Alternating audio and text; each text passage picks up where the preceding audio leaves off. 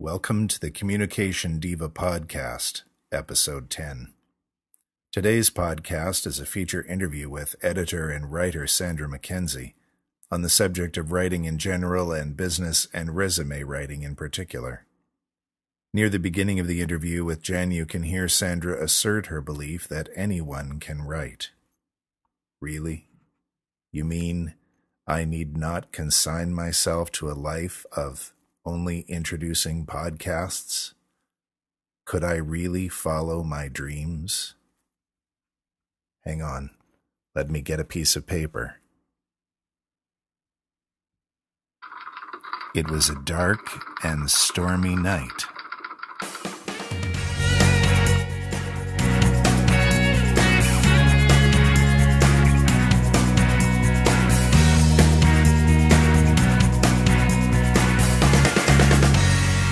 Hello, my friends. Welcome back to Communication Diva. This is Jenn Swanson, sitting here on a rainy February day, which is a good day to talk about writing.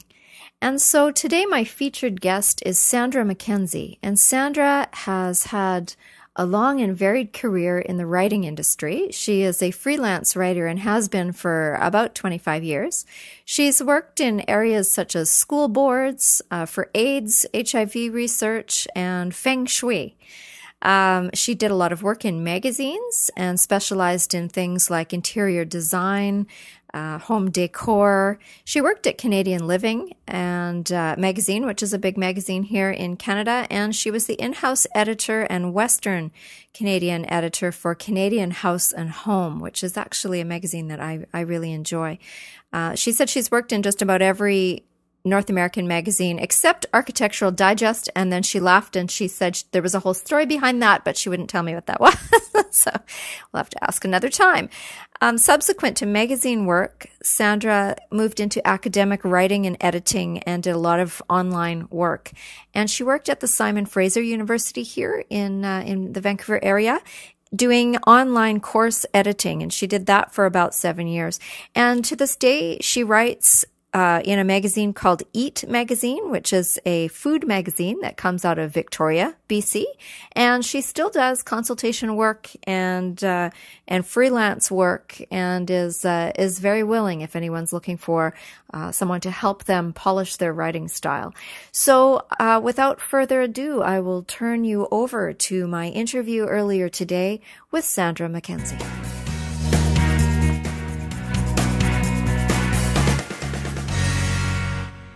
Hi, everybody. This is Jenn Swanson, and welcome back to Communication Diva. And I have my featured guest here today with me, Sandra McKenzie. Welcome, Sandra. Hello, Jenn. How are you? I'm doing really well today, thanks. I've had a delicious, what do you call these again?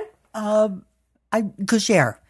Oh, okay. Well, I don't even know how to pronounce that, but they were delicious, and the coffee was really good too. So we're sitting in Sandra's kitchen here, and we're going to talk today about writing and about business writing and about resume writing and probably a few other things as well. So the first thing I wanted to ask you, Sandra, is how you got into writing in the first place. Well, Jenn, it started in about grade 8. And my allowance wasn't quite up to my standards. So I started selling essays to school friends. And I could write essays on anything. It just sort of came out of the blue. So it was a bit subversive. I didn't realize at the time that would be technically cheating. And it was reasonably lucrative. And it just went on from there. That's fantastic. That's a great story. Good. And so that led you to did you study writing? No, I didn't actually. It's just something that I've always done. My mother claims that I was born with a book in my hand, and words just seem to come naturally, at least on paper. Wow, that's great. And you've had a long, we've mentioned a little bit of it in the intro, but you've had a long career in doing writing and doing editing. And for those of us who aren't exactly clear, I mean, I took a course way back when at SFU on editing and never did anything with it. But for those of us who aren't clear on what editing is, can you explain that a little bit? Sure. The editor is your ultimate word nerd. When it comes to words, she's the picky perfectionist. She's the first reader, and if she knows what she's doing, she reads through very critically, and she'll ask the embarrassing questions. She'll find the stupid little mistakes, and essentially help you prepare whatever it is you're writing so that you can send it out into the world, and you won't look like a fool. Great. And do you put any of yourself into that to polish it at all? Oh, it depends on what kind of editing. There are several levels of editing, but mostly I think it's very important to preserve the integrity of the writer's voice. So I try not to change your style, unless your style happens to be really, really awful.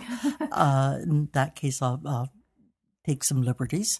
But no, mostly I try to preserve your words, just put them in the correct order. That's great. That's great. It must be fun to do all different genres of writing as well. And I think you've said you've done magazines and you've done all different things. Have you ever done novels? No. No, I come from the school of thought that says only a dunderhead writes for anything but money. Novelists don't typically get rich. Neither do editors, but at least editors can often make the rent. Right. That's true. That's true. And you started this whole thing off as an entrepreneur, it sounds like. Yeah. Oh, that's great. So one of the things that you said to me earlier before we turned the recorder on was that you believe that anybody can write. Do you want to say more about that? Yes, I think there's a real mystique around writing. People tend to be intimidated by it, and why shouldn't they be? I mean, what you're doing when you write is you're putting down what you think or what you know on paper, and you're sending it out into the world to be judged. And people think that must be terribly difficult. Well, it isn't. Anybody can write. If you can talk, you can write. You might not be Shakespeare, you might not be Charles Dickens, but you can do it. You just have to keep a few simple things in mind. Yeah, that's okay. That's quite all right. That's quite all right. Yeah, you have to keep some things in mind, and one of the things that I see that you say on this style guide that I'm looking at that you worked on was that you need to keep it simple. Yes, keep it simple, keep it active, and keep it engaging. Now, what do we mean by that? Keep it simple. Write the way you speak. Use common, everyday words. When people sit down to write something, they think they have to put everything they know into the first sentence. Well, you don't. All you want to do with that first sentence is get somebody to read the second sentence and so on. I sort of really like to emphasize this business about keeping it simple. Use everyday language. Don't try to write like an academic. First of all, nobody actually reads academics. And secondly, if they do read the academics, they don't know what the heck they're saying. What it boils down to is what I like to see in a piece of writing is that it would be understandable to an intelligent, interested 12-year-old, but it wouldn't insult the 42-year-old subject specialist. And people say, oh, well, that can't be done. To which I like to answer, does the name Harry Potter mean anything to you? That's a classic example of something that is accessible to kids. Kids love it. Adults love it. I was introduced to Harry Potter by a 60-year-old engineer. Wow. So. Wow. I've read every single one and couldn't wait till the next one came out. And I was amazed at exactly that I was arguing with the 12-year-old in the house about who got to read the next book first, because they were engaging and they were not dumbed down. That's right. It's, a perfect example of how to write for everybody in your audience. Yeah. So are there different levels of when you're writing, or if you're thinking about a wide audience like that, are you writing with different levels in mind of people's ability to read and understand, or are you just trying to sort of hit the medium? Oh, I'm not sure hitting the medium is really what I would be after. If you understand what you've written, then other people should understand it as well.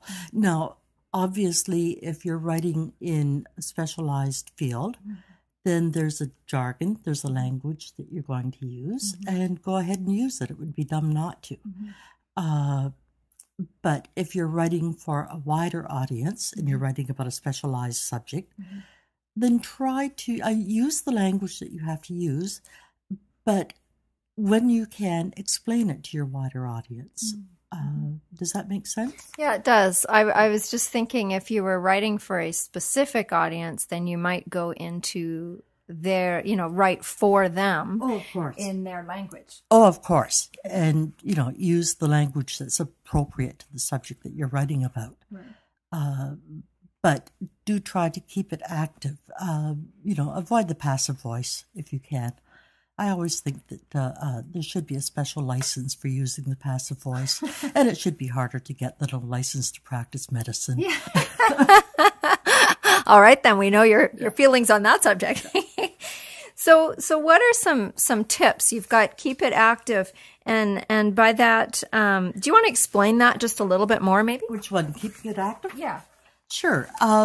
Avoid using the passive voice, I've said. For example, here's one example. Your efficiency will be impacted by your choice of software. Now, what does that mean?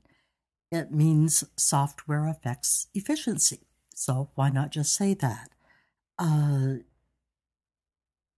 If you're writing a highly technical or an academic paper, then often you do have to use the active voice because you or the passive voice rather, because you have to keep your information impartial.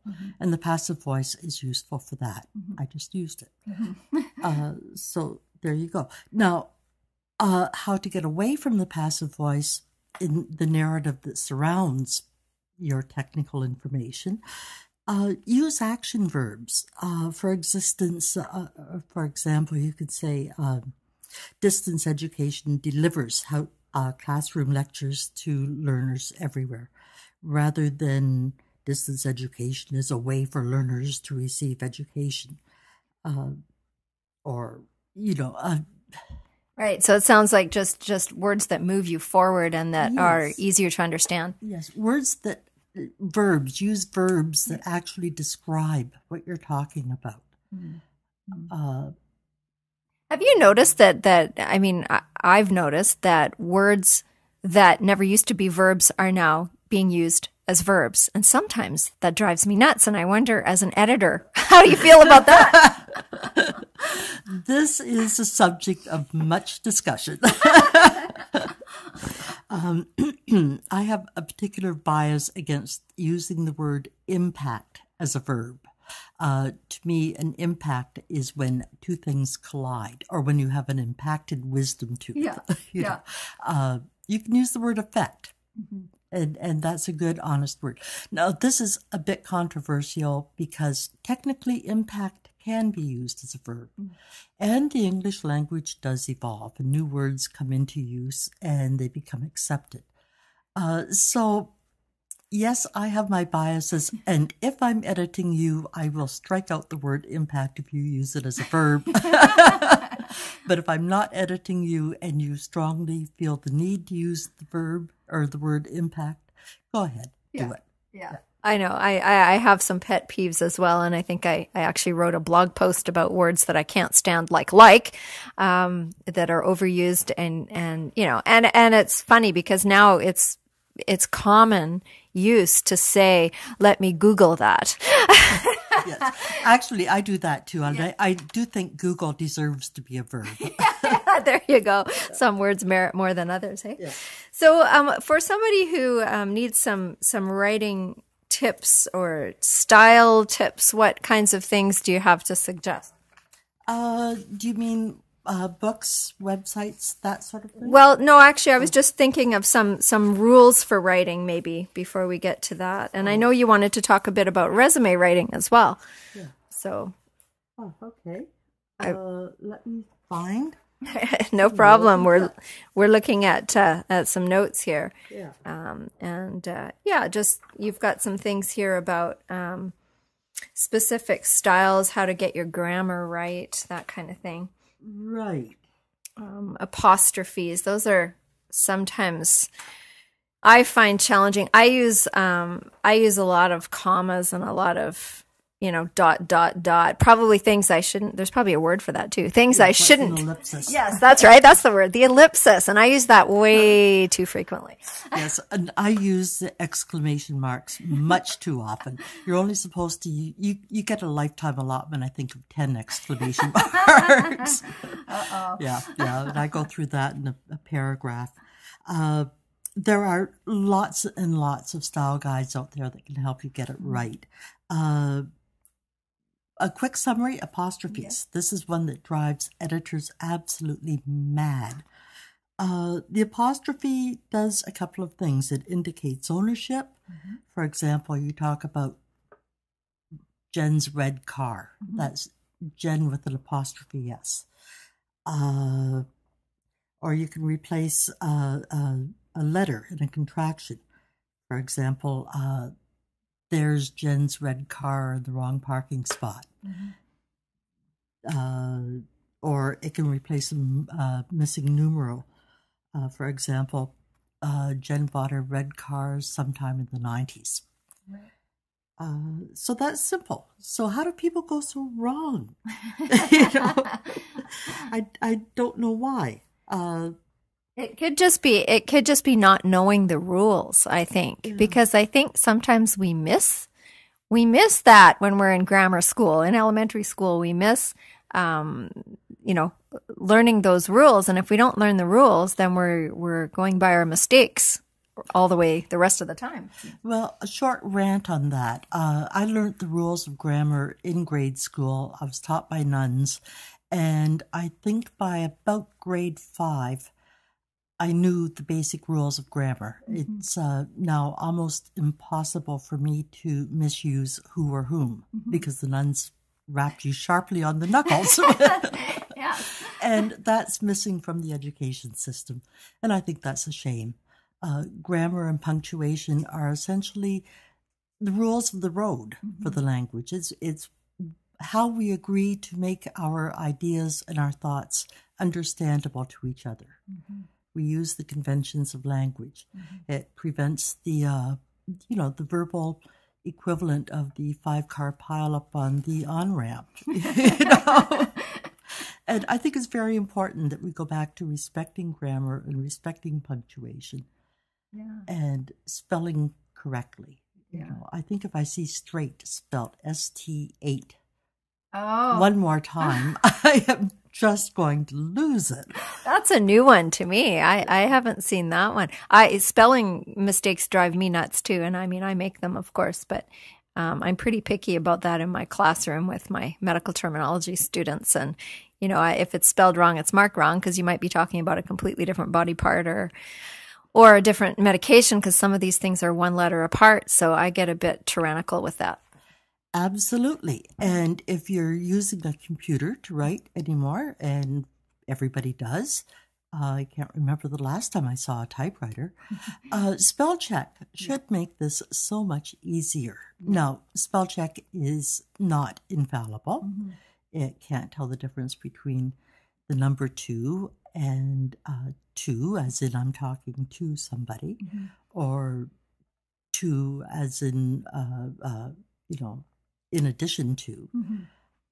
But it does a pretty darn good job of catching the major errors. Mm-hmm. And if you reread what you've written before you hit the send button, you can usually pick out, the most embarrassing mistakes.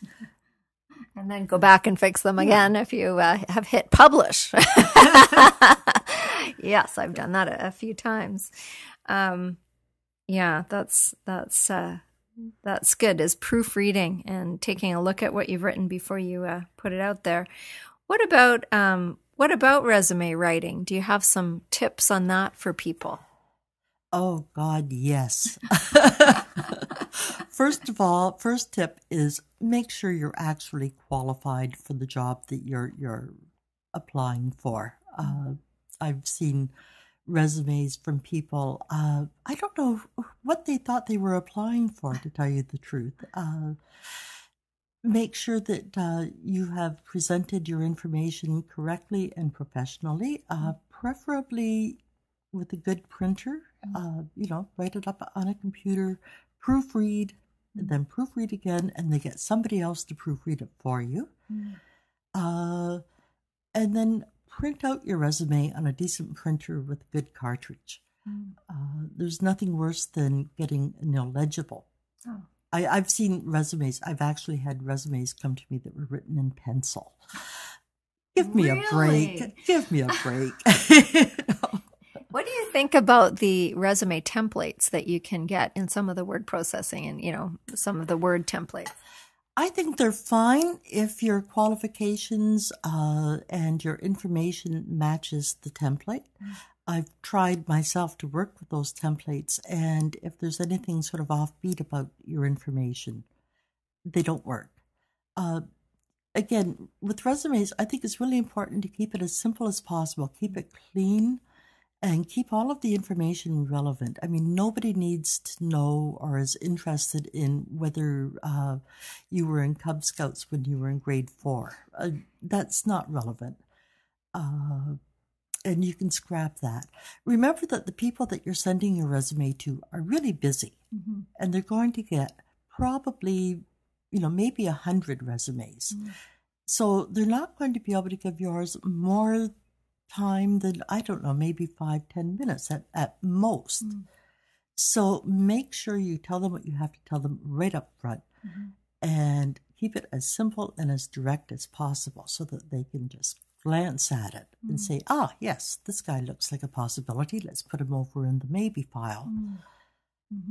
So I've heard before that you should try and keep your resume to one page. And I know depending on the job that I'm applying for, sometimes that's really hard, because if you're going through the basic bits that I think need to be included, your education, your experience, your hobbies, your interests, your contact information, all of that, I've found that I end up taking at least 2 pages, and I heard somewhere once upon a time that you should always keep it to one, and I don't know, is that practical?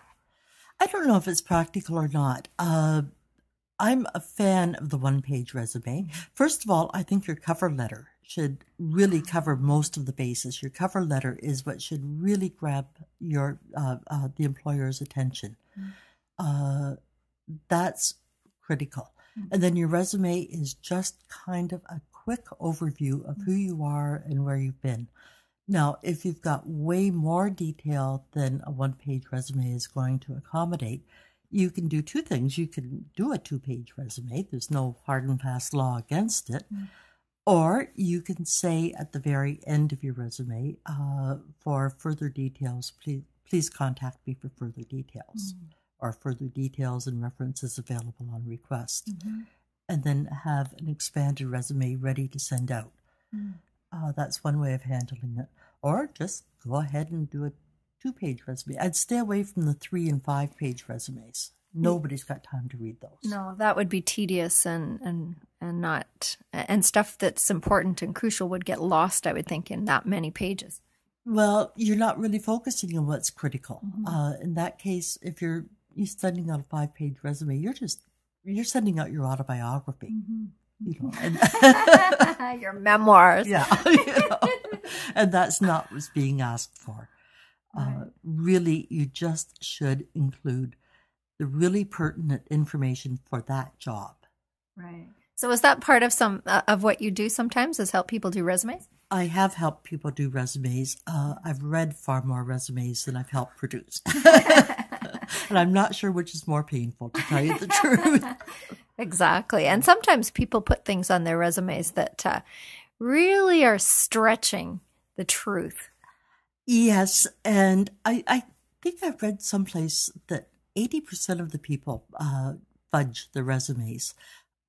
I think that's a big mistake. And it's a big mistake for a couple of reasons. First of all, if you fudge your resume and you get the job, but you don't know what you're doing, it's kind of an embarrassing position to be in. Yeah. And the second thing is, it's actually a fairly small world. And if you punch your resume and say, I achieved my PhD in blah, blah, blah from, the university of this and that, somebody you're working with is going to say, oh, do you remember old Professor Jones? And what he used to always say.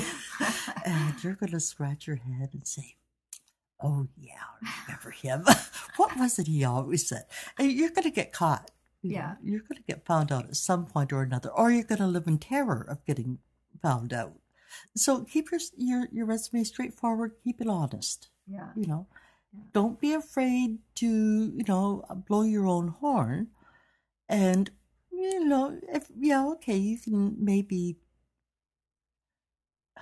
I don't want to say you can fudge it. But yeah, just, present yourself in the best possible light, but don't out and out lie. Yeah. Yeah, I have sometimes in one of the courses that I teach, I had students write resumes and I've looked at them, and sometimes they just want me to look over their resumes before they go out to their clinical in the hospitals. And I got a little tired of hearing over and over and over again, I am an excellent communicator. And then, farther down the page, the grammar's wrong or the spelling's wrong or whatever. Yeah. If you're actually an excellent communicator, you don't have to tell anybody that you are. They'll notice it right away. I promise you that. Yeah, exactly. So, there were all these wonderful claims about how fabulous the person was. And lots of times they were, but it almost seemed a little bit over the top in some cases. Yes. A little too spectacular on the page. Yeah. Keep your resume believable. Yeah. A little humility there too. Good. So what about, one of the things I wanted to mention that I noticed the other day in the podcast world, and I think it is available on the Stitcher Smart Radio app, is Grammar Girl. There's a podcast out there that's very short. It's about 5 minutes long, yes. And it's called Grammar Girl. Do you know this one? Yeah, I don't know the podcast, but I do know the website, and I endorse it with great enthusiasm. Yeah, it's very good. Yeah, she sound. I've only listened to 2 or 3 now that I have it in my favorite radio stations on my iPhone. But it's really, I learned something every time I listen to her. Yeah, actually, I was just thinking about that this morning. When you get 2 or 3 editors together in a room. You get word nerds. We argue about the strangest damn things. And Grammar Girl is often a site that we'll go to for kind of the definitive word on an issue. Great. Well, I'll put a link to her website then on the show notes for this at www.communicationdiva.com, and then you can check out Grammar Girl too, because I just discovered it recently and I thought it was pretty interesting. Yeah, there are some other websites. Would you like me to mention a few? Yeah. Okay. Sure. For people who really love words and really love playing with them, one of the best websites ever, in my opinion, is the ThinkMap Visual Thesaurus. Mm-hmm. And it's a subscription-only service, unfortunately.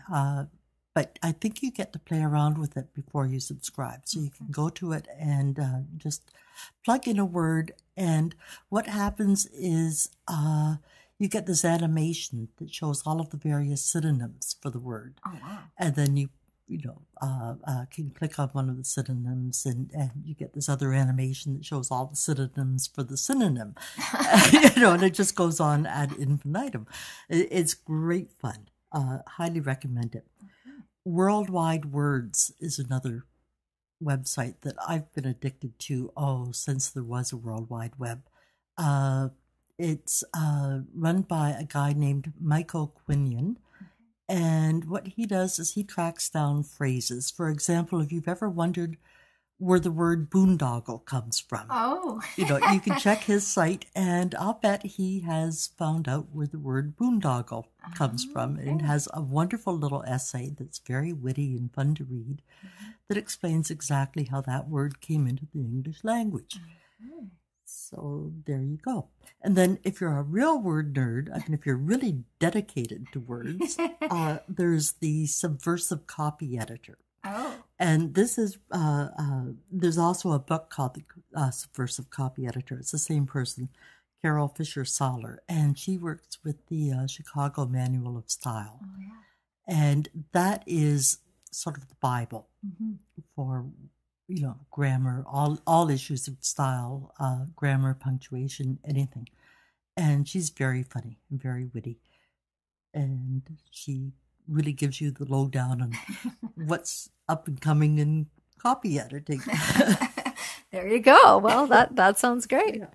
That sounds great.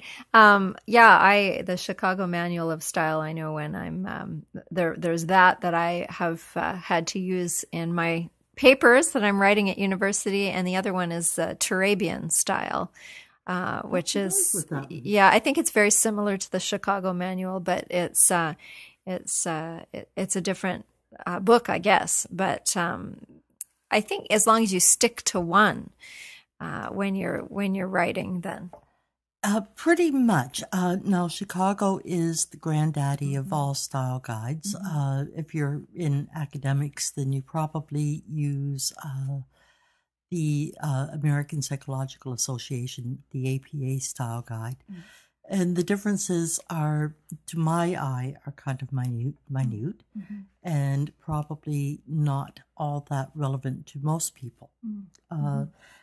Personally, I think if you're looking for a good style guide and a good grammar guide, it's pretty hard to beat the old classic William Strunk and E.B. White Elements of Style. It's small, it's a cheap little paperback. You can read it from cover to cover in an evening, and it tells you everything you absolutely have to know about how to put words together. Great. So that's called The Elements of Style, and I will definitely put that on the website as well. That sounds like something I could get too. Everybody should have it, and everybody who writes anything should have it and read it at least once a year. Oh, wow. It's a delight. Wow. Yeah. Okay. Great. And you've got a few other books here too. Are there any others you want to talk about? Yes. The Little Brown Essential Handbook for Writers. Okay. It's a good little Canadian style guide, and it goes into some detail on issues like plagiarism and copyright infringement and all those things that sound pretty complicated, and when you get into law, they are very complicated, but in terms of your writing, it's very, very simple. Don't steal the words that somebody else wrote. That's basically what it boils down to. Write your own damn words. I had a terrible experience about, I guess it was about a year ago, with a student who I knew face to face did not speak as well as the paper that she presented. And it was not a difficult paper. It wasn't a research paper. It was a paper about communication. And it was, I was reading this, and the terminology she was using and the words she was using were far beyond what I thought she was capable of. And so I decided to try and see what was going on here. And I put into Google a paragraph, and up popped an entire essay written by someone else. And after further investigation, I figured out that about 75% of the paper she had turned in was not hers, and she didn't attribute anything to anybody. And sadly, I mean, it went right through the department head and to the dean, and in the end, she did not pass the course, which was unfortunate. But she was not aware of plagiarism, and I thought, wait a minute. I mean, at least you should know about that when you get through high school. I mean, these are college age students, right? Absolutely. And I understand it's a huge problem. I know that there are websites that actually sell pre-written essays. And I've read a few of these essays, and they're not good. Aside from the fact that the student is not learning the material, which presumably is why he or she is sitting in a classroom in the first place, they're paying good money, and these are not cheap essays, for something that's incompetent. Right. I mean, why would you do that? Well, there are actually websites that you can buy blog articles from as well. I just heard about that not that long ago, and yeah, it's kind of unfortunate, I think, to be doing that. It kind of defeats the whole purpose. I don't get it. Yeah. I don't really either. So write your own stuff, people. You have another book, or we've got one more? Yeah, I've got The Subversive Copy Editor. Oh, okay. Same as the website? Same as the website, and it's just full of all kinds of hints about how to get into editing if you're interested in doing that. Okay. But more importantly for most people, it's full of hints about how to use Microsoft Word more effectively, and how to write more effectively. It's a good little book. Again, it's an inexpensive paperback. And if you're serious about learning how to write better, it's a good one to pick up.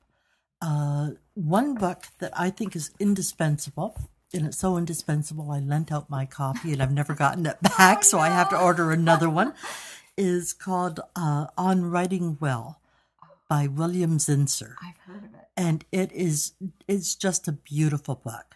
Okay. It's a beautifully, beautifully written book, as the title would suggest. And it's very, very inspiring. It talks to you about how to think about words and how to respect them, which I think is basically what it boils down to. If you respect the language and if you respect the person that you're talking to when you're writing your talking, then yes, you will become a better writer. So, On Writing Well by William Zinsser. Everybody should have a copy of it, and I will be ordering another one from Amazon today. Excellent. Well, I'll put a link to that, and maybe I'll order it myself. I have heard of that. That's great. Good. So, is there anything else to do with writing that you wanted to share with the dear listeners before we finish up? Sort of a general thought, and it goes back to writing simply. I truly, truly believe in that. And when you write something simply, when you use everyday words, essentially what you're saying to the reader is, look, I know what I'm talking about. I know what I'm talking about so thoroughly that I can explain it to you without getting bogged down in jargon or without trying to baffle you with bullshit. Yeah. And I respect your time. You don't have a lot of time. Yeah. You want to be able to grasp what I have to say as quickly as possible. Here it is. Yeah. That's it. Yeah. That's really refreshing. I remember sitting in a lecture with a professor, and I understood. And I'm taking courses, and I don't think I'm that, brain dead, but I understood maybe every third word that she spoke because she was using so many academic words and concepts that it was almost unintelligible. And I hardly got what I think I could have gotten out of the lecture had she just used, regular words instead of these great big long technical terms. Yes. I wouldn't accuse her of lying, but it's what my dad used to call baffling with bullshit. Yeah. And when you just spoke with her one-on-one, she was lovely and brilliant and smart. And I thought, why can't you just talk like this when you're in front of a microphone, rather than sounding like she was writing a textbook? Yeah. Because somewhere she learned that in order to impress other people, she had to confuse them. Yeah. Can I take just a minute? You can edit this out. I want to look for something in Elements of Style. Sure. Yeah. Oh, no, I know what it is. I think it's Rule 17. Oh, Rule 17. Okay. Avoid obfuscation. Okay, now tell us what that means. It means be simple, right. Be clear. Right. Simple and clear writing. Yeah. Excellent. That's Rule 17 in the style guide. Rule 17. She's looking it up. That's great. Good. Now, I want to tell you also that Sandra has a blog, and I'll link to that on the website as well. And this is about her other passion, which is food. And the blog is called intrepidappetite.com. And I know, because I've been the recipient of many yummy things, that that you also have a passion for food. And did you ever write about food, or do you? Yes, I'm now semi-retired. I've retired officially from editing academic papers. Thank God. So that gives me the time and leisure to pursue my other passion, which is food. And I write articles these days for Eat magazine, which is published out of Victoria. Primarily, I don't do recipes, and I don't do restaurant critiques. I try to focus on the social and economic aspects of food, the cultural aspects of food. What do we eat? Where do we eat it? Who do we eat it with? And why? Why is it fun? And so that's great. It gives me a nice tax write-off for indulging what I really love doing. Oh, that's fantastic. That's fantastic to be able to do what you love to do and share it with other people.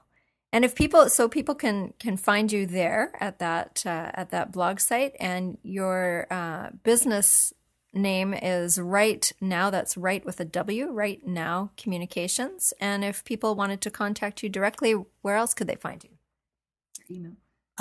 Yes, you can email me at smckenzie, and that's MCKENZI1 at shaw.ca. And I'm open for consultations for editing and freelance writing. Fabulous. Excellent. Okay, so that is, I'll put all of those things again on the website at communicationdiva.com on the show notes for this episode, which is going to be episode number 10. And I just wanted to say thank you very much for taking this time this morning, and for sharing information and wisdom about how to write. I just love sharing the word. Keep it simple. There you go. Thank you very much. That was Sandra McKenzie, and this is Jenn Swanson, and I'll talk to you next time.